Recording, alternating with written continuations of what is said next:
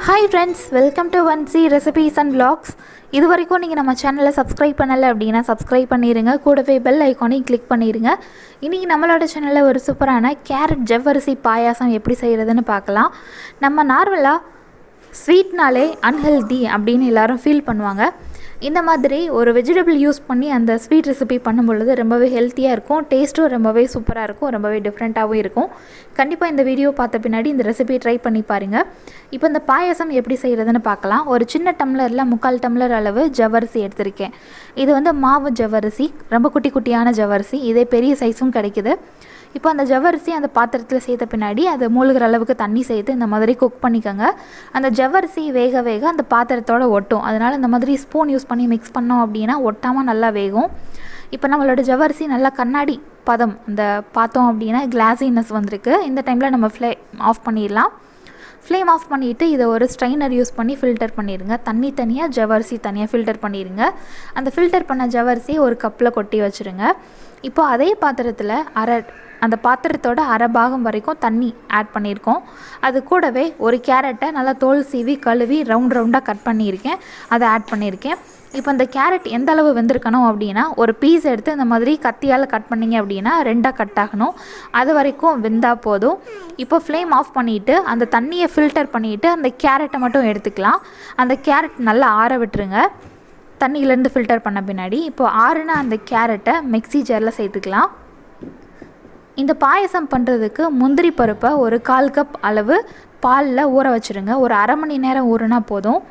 5லேருந்து 6 முந்திரி பருப்பு எடுத்துக்கோங்க. அதை இந்த மாதிரி ஒரு பசும் பாலில் சேர்த்து ஊற வச்சுருக்கோம், அதையும் சேர்த்துக்கலாம் அந்த கேரட் கூட. இப்போ இதை நல்லா ஸ்மூத் பேஸ்ட்டாக அரைச்சி எடுத்துகிட்டு வந்துடலாம். நம்மளோட கேரட், பால், முந்திரி பருப்பு இது 3 சேர்த்து அரைச்ச பேஸ்ட்டு ரெடி ஆயிடுச்சு. இப்போ நம்ம பாயசம் செய்ய ஸ்டார்ட் பண்ணிடலாம்.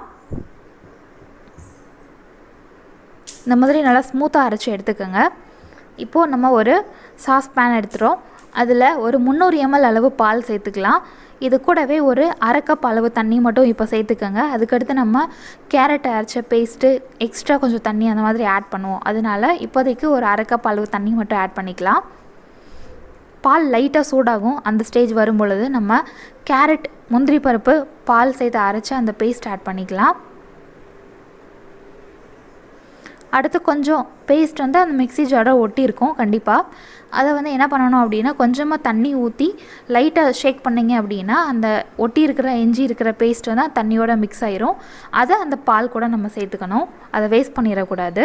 இப்போ அந்த தண்ணி எக்ஸ்ட்ரா ஆட் பண்ணியிருக்கேன் நான். இது கூடவே நம்ம 3 ஏலக்காய் சேர்த்துக்கலாம். இது வந்து வாசனைக்காக நம்ம ஆட் பண்ணுறோம்.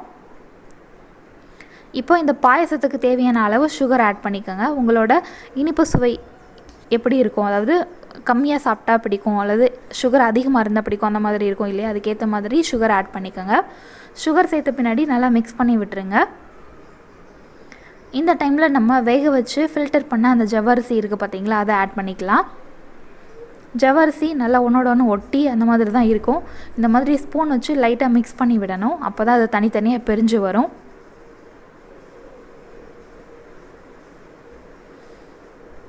இந்த பாயசம் எப்போ ரெடியாக இருக்குன்னு நம்ம கண்டுபிடிக்கலாம் அப்படின்னா அந்த பால் வந்து திக்காகும். ஏன்னா நம்ம முந்திரி பருப்பு அரைச்சி சேர்த்துருக்கனால கண்டிப்பாக அது திக்காகும். அந்த திக் கன்சிஸ்டன்சி வரும்பொழுது நம்ம ஃப்ளேம் ஆஃப் பண்ணிடலாம். நான் இப்போது நெய்யில் வறுத்த முந்திரி திராட்சை ஆட் பண்ணியிருக்கேன்.